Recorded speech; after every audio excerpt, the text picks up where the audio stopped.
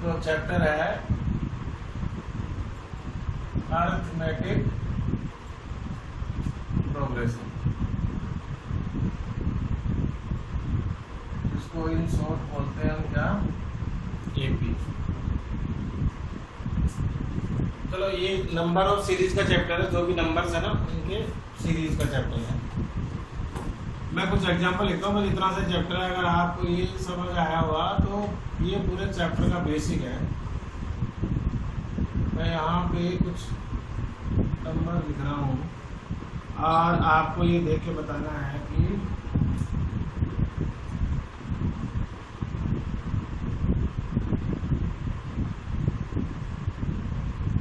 अब आप मुझे बताएं कि आप ये जो मैंने दो एग्जांपल लिखे हैं, इसका यहाँ पे कौन सा नंबर आएगा इन दोनों जगह? ऊपर आएगा 12, ठीक है जी। यहाँ पे क्या आएगा?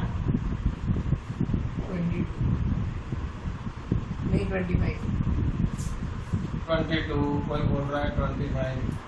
हाँ जी, आपका क्या आंसर है?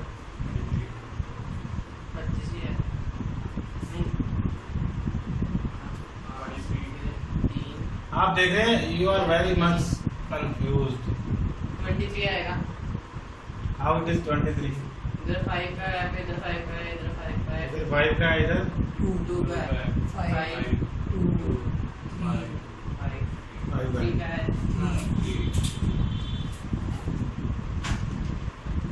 तो कुछ क्वेश्चंस ऐसे हैं जो रिलेटेड टू इसी टॉपिक से मैं बात करूँ। दूसरा एग्जांपल देखो, जैसे मेरी सैलरी अभी 10,000 रुपीज है ना, और कभी मेरी सैलरी बढ़ जाती है, दो क्वेश्चन है दो यहाँ पे, कभी मेरी सैलरी बढ़ जाती है 500 रुपीज हर साल, कभी 600 बढ़ जाती है, कभी 800 हो जाती है, कभी 200 बढ़ती है। अब मैं आपसे पूछूं कि मेरी सैलरी 8 साल बाद कितनी होगी, तो यू कांट आंसर। कारण क्योंकि पता ही नहीं कि आपके 500 बढ़ेगी कि 200 जो है सैलरी इंक्रीज होगी कि 300 होगी। लेकिन मैं बोलूं कि मेरी अभी सैलरी 10,000 है और हर साल मेरी सैलरी कितनी बढ़ जाती है? 500। तो 3 साल बाद कितनी हो जाएगी? 3 साल बाद कितनी हो जाएगी? 11,500। कोई भी बता सकता है। तो आप देखिए, इसमें यही इंपॉर्टेंट है इस पूरे चैप्टर में। यहाँ पे आपने बड़े आराम से बता दिया कि क्या आएगा 12, क्योंकि सब नंबर के बीच में डिफरेंस कितने का है? 2 का। ऐसे ही दूसरा क्वेश्चन था मेरी सैलरी का, आपने बता दिया 10,000 अभी सैलरी है, तो अगली बार हो जाएगी 10,500। उसके बाद अगली बार हो जाएगी कितनी? 11,000। उसके बाद हो जाएगी 11,500। अब मैं आपसे और आगे पूछूं तो आप बता देंगे आराम से।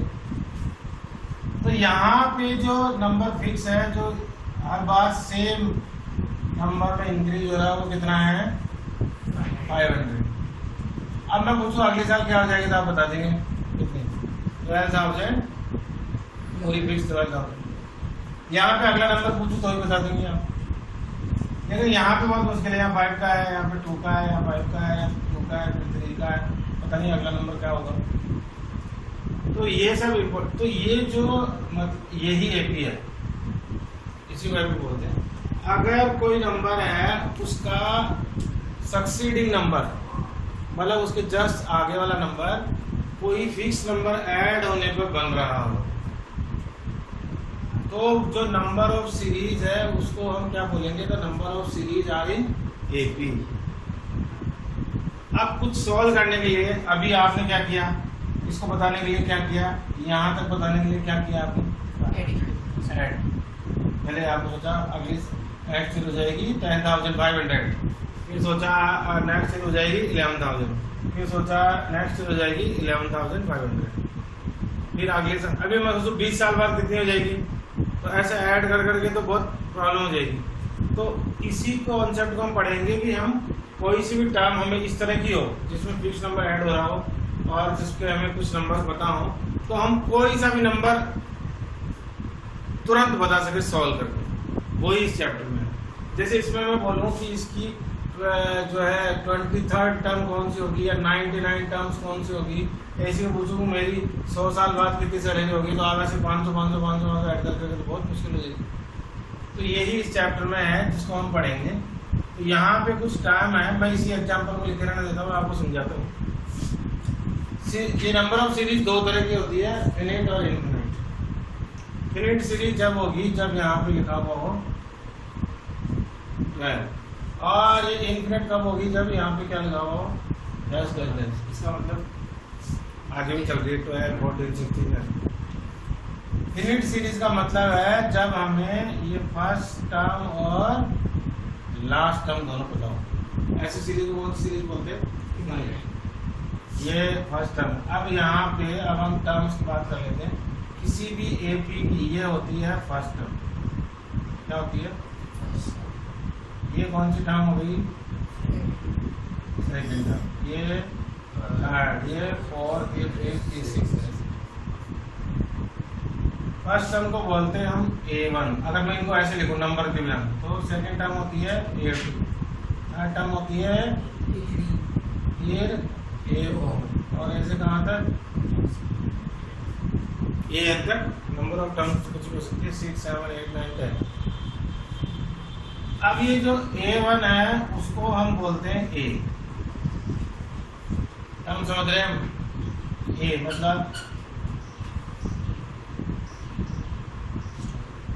किसी का जो A1 है वो उसको बोलते हैं A मतलब फर्स्ट टर्म। और इनके बीच में जो डिफरेंस आएगा, कॉमन डिफरेंस, उसको बोलते हैं हम D। क्या बोलते हैं?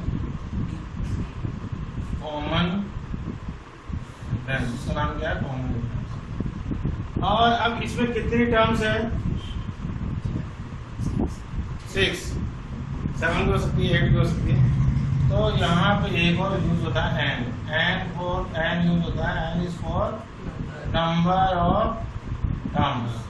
इसमें लिखा ना एन, यहाँ पे A5 लिख दो तो क्या बन जाएगी? Fifth term. मतलब एन की जगह मैंने क्या लिख दिया? 5, तो कौन सी टर्म बन गई? Fifth term. अब आप इसको देखें तरीके से इसको, तो ये जो A1 A2 A3 A4 है, इसको मैं कैसे लिख सकता हूँ? सबसे पहले तो हमें चेक करना होगा कि जो गिवन नंबर है वो एपी में है या नहीं।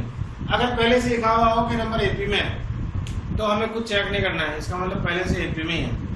जैसे मैंने लिखा क्या है वो सब एपी में है। लेकिन अगर ये पूछा गया है कि ये बताओ कि एपी में है या नहीं, तो ये कौन डिसाइड करेगा ये एपी में है या नहीं?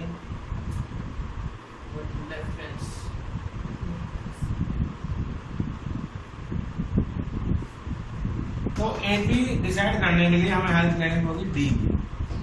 और हम फिर क्या करेंगे? डी कैसे पता करते हैं? सबसे पहले D, how to find out the D पता करते हैं A2 माइनस A1 या फिर A3 माइनस A2। देखो A2 कौन सा है? A1। 4 माइनस 2 कितना आया? इसमें से इसको माइनस किया, इसमें से इसको माइनस कर लो, क्या आया? अगर सब जगह क्या आ रहा है? 2 नहीं इक्वल 3 हो सकता, नंबर पर डिपेंड करेगा। मतलब ये जो आ रहा है डी, ये डी की वैल्यू है। अगर डी सब जगह इक्वल आ रहा है तो given number of series are in AP, नहीं तो वो किसमें नहीं होगी? एपी में नहीं होगी। जैसे यहाँ पे मैं लिखूँ 3 4 7 9 8 11 15, ये भी इससे नंबर कैसे नंबर है, लेकिन अब ये कैसे डिसाइड होगी एपी में है या नहीं है? अगेन वही A2 माइनस A1 बताओ क्या होगा इसका? A2 माइनस A1, 4 माइनस 3 क्या? 1। हाँ जी, और चेक करते हैं A3 माइनस A2 3। अब आगे चेक करने की जरूरत नहीं है, आगे चेक करने की जरूरत ही नहीं है। क्यों? क्योंकि D is not equal between consecutive terms. जो भी ये टर्म्स लगी है लगातार, उनमें डी जो है वो क्या नहीं है? इक्वल है ही नहीं। इसमें सारे में बताना पड़ेगा? नहीं दो करके बताना। अरे आप जहाँ पे पता लगे आपको कि इक्वल नहीं है वहीं पर रुक जाओ। नहीं, उस वाले में अगर सब सारे बताने नहीं, सारे नहीं बताने हैं। उस फिर रुके तो ये तो हाँ ऐसे क्वेश्चन लिखे होते हैं। जनरली क्वेश्चन क्या आते हैं ये जो नंबर दिया हुआ है वो किसमें है, एपी में, तो आपको चेक नहीं करना है। तो कहीं किसी ने भी चेक कर लो। अब जैसे मुझे इसका डी चेक करना है तो मैं ऐसे भी चेक कर सकता हूँ, क्योंकि डी तो चाहे A2 माइनस A1 करो, चाहे A3 minus A2, A4 minus A3, A5 minus A4, कहीं पे भी होगा तो सेम ही है। क्यों है सेम? क्योंकि पहले से ही किसमें है, एपी में। तो इतनी दूर जाने के लिए डी कैसे चेक कर लो? फर्स्ट टर्म क्या हुई, ए। अब हम फॉर्मूला बनाएंगे किसी भी टर्म को पता करने का, और वो यहीं से आप सीखेंगे कैसे बनता है।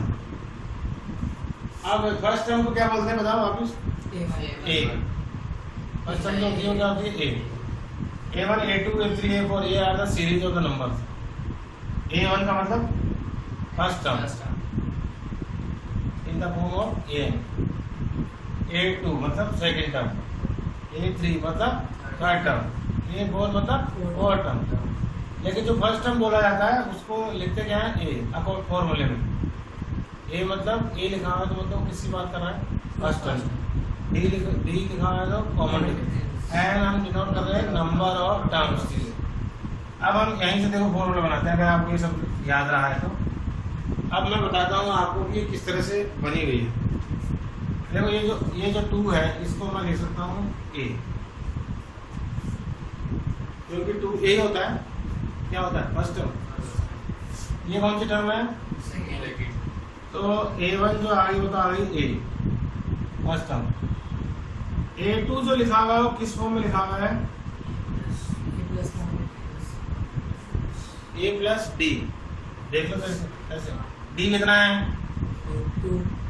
डी कितना है इसका, 2। देख लो 2 प्लस 2, A प्लस डी। ए कितना है, 2। डी कितना है, 2। 2 प्लस 2 4। थर्ड टर्म बनाते हैं A3। A3 जो होती है हमेशा वो क्या होती है, A प्लस 2D। ए कितना है, 2 प्लस 2। 2D का मतलब 2 और D का मल्टीप्लाई। D कितना है, बताओ कितना आएगा, कैसे, 2 प्लस 4 A4। A4 क्या होगी, A प्लस 2 3 और D। मतलब अब यहां से कुछ आपको मैजिक पता लगा, मैजिक मैथमेटिक। जो थर्ड टर्म होती है वो क्या होती है, 2D। D को ध्यान दो, थर्ड टर्म जो होती है वो 2D, मतलब n में एक कम। अगर an की जगह मैं लिखूं A4 तो क्या आएगा,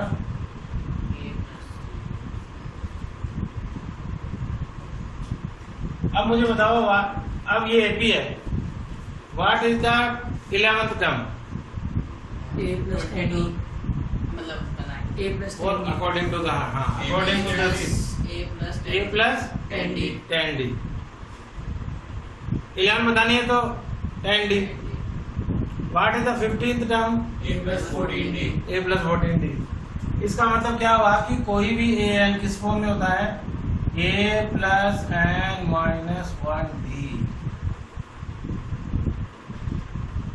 ये जो मैंने जो लिखा है वो किस फॉर्म में है, A plus n minus 1D। कैसे चेक कर लें, जैसे 8 11 n की जगह क्या लिखते हैं, तो देखो A प्लस n की जगह क्या था 11, तो क्या आया 11 माइनस 1 10, A प्लस 10D आ गया।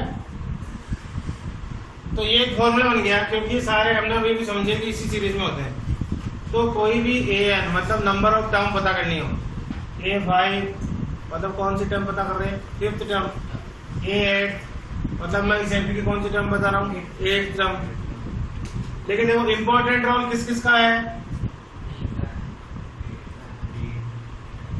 पूरे चैप्टर में इनका इंपॉर्टेंट रोल है। सबसे पहले ए तो पता ही होना चाहिए, अगर ए नहीं पता होगा तो एपी शुरू ही नहीं बनेगा ही नहीं एपी। अगर मुझे इसका फर्स्ट टर्म पता नहीं हो तो मैं आगे की टर्म कैसे बताऊंगा? और आगे की टर्म बताऊंगा, फर्स्ट टर्म पता होने से भी काम नहीं चलेगा। मुझे क्या नहीं पता हो? डी। तो मैं कैसे बताऊंगा? डी प्लस करके माइनस करके। तो ये इस चैप्टर का बेसिक है। तो अभी जो हमने समझा है उसको हम सॉल्व करते हैं आपकी बुक से एग्जाम्पल लेके। आप देखिए जो एग्जाम्पल 1 है उसको सॉल्व करते हैं यहाँ पे। आप बहुत इजी टॉपिक आपको अंडरस्टूड हो जाएगा। एग्जाम्पल 1 है फॉर द एपी, जो क्वेश्चन दिया है फॉर द एपी 3/2 1/2 -1/2 -3/2। एक एपी ऑलरेडी गिवन है, हमें बताना है right the first term and common difference D. पता है? हाँ अभी बताया। What is the first term? First term कौन सी होगी? 3/2। और कॉमन डिफरेंस बताना है डी। और अभी मैंने बताया वो डी कैसे फाइंड आउट करते हैं। ये ऑलरेडी एपी में है तो a2 माइनस a1 मीन्स 3/2 -1/2। दोनों फ्रैक्शन में है तो एलसीएम लेंगे तो एलसीएम 2 ही आने वाला है। तो इट बिकम्स 3 - 1/2 तो इक्वल टू 2/2 और इट इज इक्वल टू 1। तो बहुत इजी क्वेश्चन है। देखिए ये स्टार्टिंग जो है वो बेसिक एक्सरसाइज है, इसलिए आपसे यही प्रैक्टिस कराई गई है ताकि आपको ए बी डी और इनके बारे में जो है पता लग सके। क्वेश्चन नंबर 2 देखिए बहुत इजी है। जितने तरह के एग्जाम्पल है, एग्जाम्पल इसलिए सोल्व कर रहा हूं मैं, जितनी तरह के एग्जाम्पल है उसी तरह के क्वेश्चन है 5.1 में। एग्जाम्पल 2 है विच of the following list of common number from the AP. आपको ये बताना है कि कौन सा नंबर इनमें एपी में है और कौन नहीं है। और अगर एपी में है तो write down the next 2 terms. First example second का फर्स्ट है एपी गिवन है। एपी नहीं बोल सकते क्योंकि एपी अब हम फाइंड आउट करेंगे कि एपी में है या नहीं है। कोई भी नंबर जो है वो दिए हुए 4, 10, 16 और 22। और आपको पता है एपी में है या नहीं, इसको चेक करने के लिए हम डी पता करेंगे a2 माइनस a1 की हेल्प से। तो it is equal to 10 - 4 equal to 6। चलो आगे नेक्स्ट टर्म में चेक करते हैं। That is a3 minus a2 तो that is become 16 - 10 again equal to 6। एक और जो है सीरीज में नंबर दिया है उसके आगे चेक करते हैं तो वो हो गया a4 माइनस a3 और वो इक्वल टू हो गया 22 - 16 इक्वल टू 6। आप देख रहे हैं कि डी जो है वो सब टर्म के बीच में जो कॉमन डिफरेंस है वो इक्वल है। इट मीन्स आप यहां लिख सकते हैं D is equal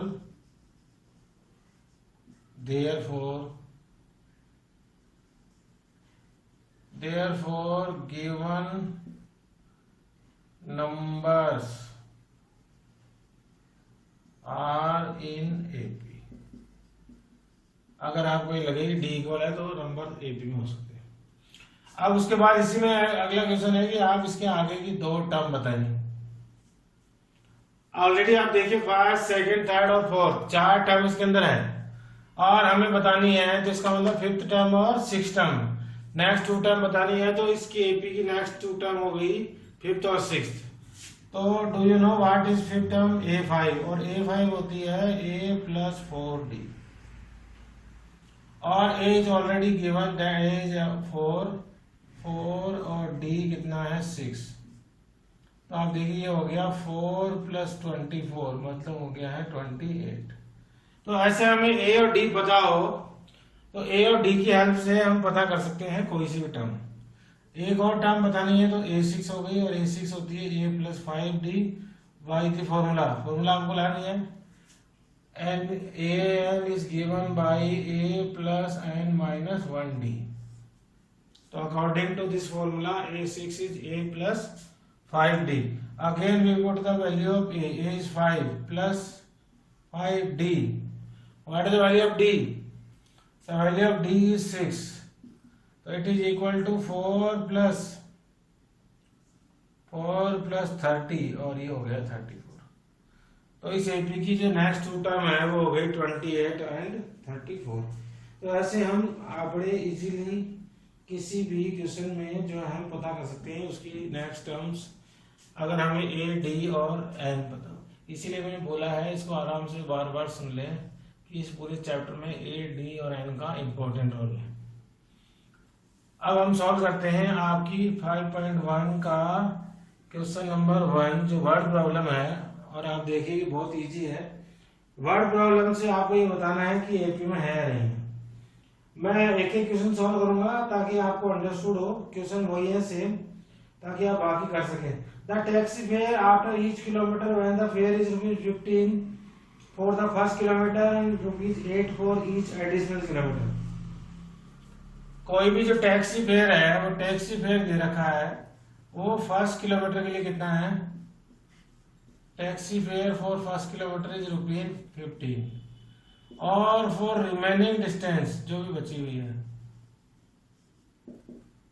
remaining distance जो है वो फर्स्ट किलोमीटर के बाद जो भी बची हुई है उसका जो फेयर है वो है ₹8 for each kilometre, ₹8 for each kilometre. हमें ये चेक करना है कि ये जो प्रॉब्लम दी हुई है वर्ड प्रॉब्लम वो एपी में है या नहीं। Taxi fare for first kilometre according to the AP, ये फर्स्ट किलोमीटर का है तो ये फर्स्ट टर्म हो गई हमारी एपी की। उसके बाद बोल रहा है कि बाकी सब में 8 रुपीज प्लस करके लगेंगे। इसका मतलब 2 किलोमीटर के लिए कितने देने पड़ेंगे? 15 + 8 23। अब नेक्स्ट किलोमीटर के लिए कितने देने पड़ेंगे? 31। उसके बाद नेक्स्ट किलोमीटर के कितने? 39। और इस तरह से हम कैलकुलेट कर सकते हैं। When we see by taking the help of this question, तो आप देखिए कि यहाँ पे सब में जो डिफरेंस है d वो कितना है? 8। और जब डिफरेंस d इक्वल है तो हम लिख सकते हैं कि given problem is an AP. तो हम आराम से कह सकते हैं। तो एपी के लिए क्या करना है? डी चेक करना है। क्वेश्चन नंबर 2 बहुत इजी है। क्वेश्चन नंबर 2 भी देखिए, आपको अंडरस्टूड हो जाएगा आराम से। Right first 4 terms of AP when the first term and common difference D R given. First का फर्स्ट सॉल्व कर रहा हूं। आपको दो चीजें दी हुई है, ए दिया हुआ है और डी दिया हुआ है 10, और हमें किसी एपी की 4 टर्म लिखनी है। हमें ए और डी पता हो तो आपको पता है एपी बन सकती है। तो जो फर्स्ट टर्म होती है A1 और वो किसके इक्वल होती है? A के, तो वो तो हो गई 10, क्योंकि जो फर्स्ट टर्म होती है वो हमेशा होती है A, तो वो हो गई 10।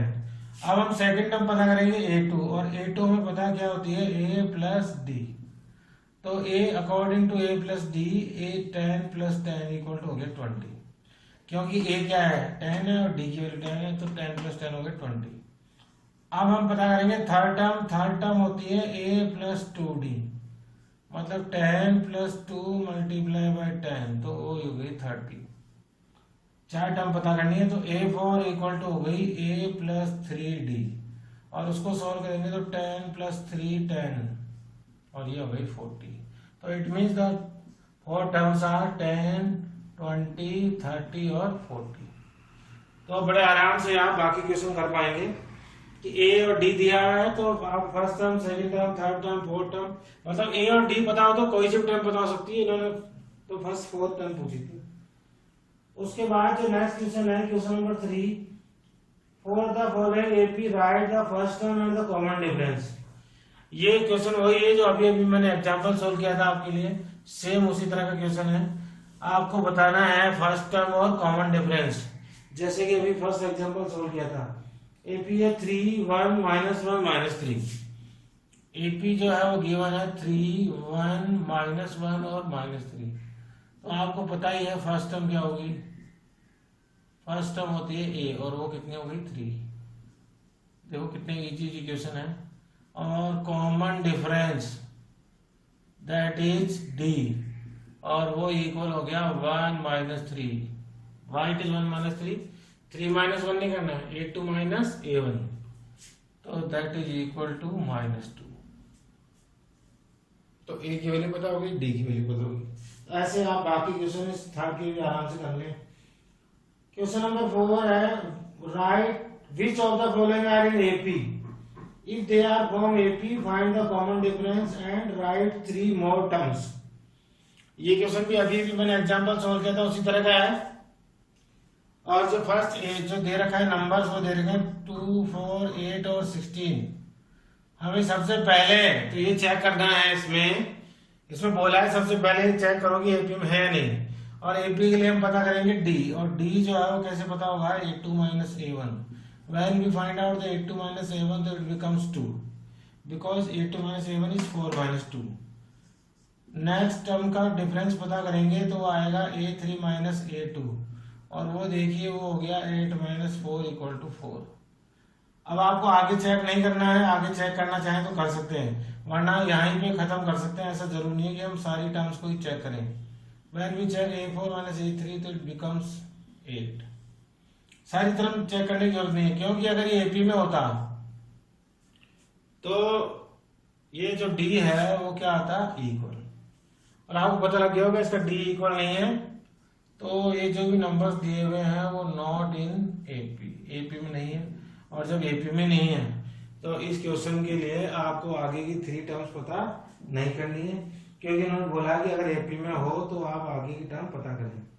जैसे कि हमने आपके लिए क्वेश्चन एग्जाम्पल 2 जब सोल्व किया था तो उसका जो फर्स्ट क्वेश्चन था वो एपी में था, तो अगर एपी में हो तो ए और डी की वैल्यू पता लग जाएगी, और जब ए और डी की वैल्यू पता लग जाती है एपी में होने पर तो फिर हम कोई सी भी टर्म बता सकते हैं। इस तरह से आप इजी वे से 5.1 जो है कंप्लीट कर लेंगे।